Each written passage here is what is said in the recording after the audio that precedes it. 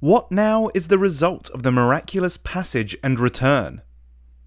AKA, what happens to the ordinary world as a result of all this? Well, the cycle of life and nature is pretty standard. Grass grows out the ground, rabbits come and eat the grass, dogs come and eat the rabbits, and so on, so on, so on.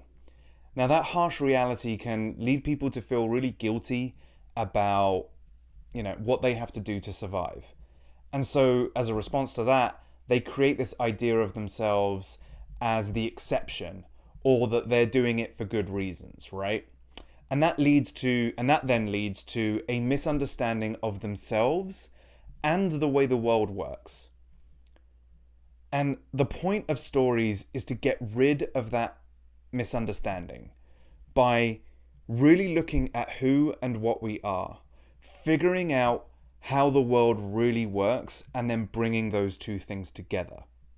And that's achieved by engaging with ideas that are constant in life, that are always going to be true, and figuring out how we can adapt them to our current situation.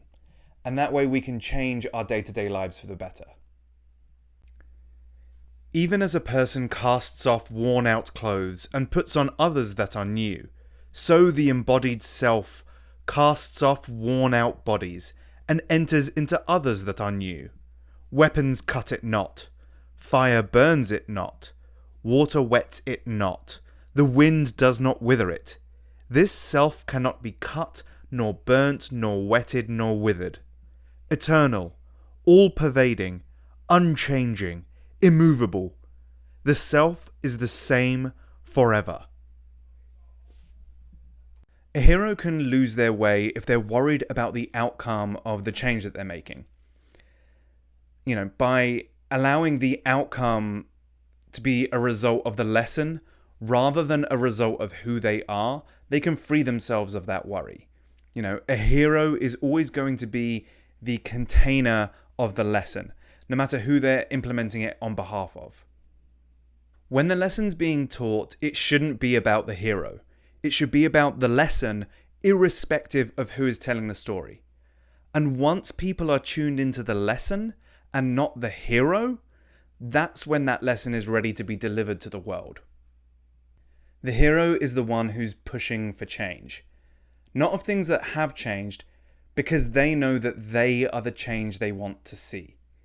They understand that even though time is permanent, that who they are doesn't have to remain permanent.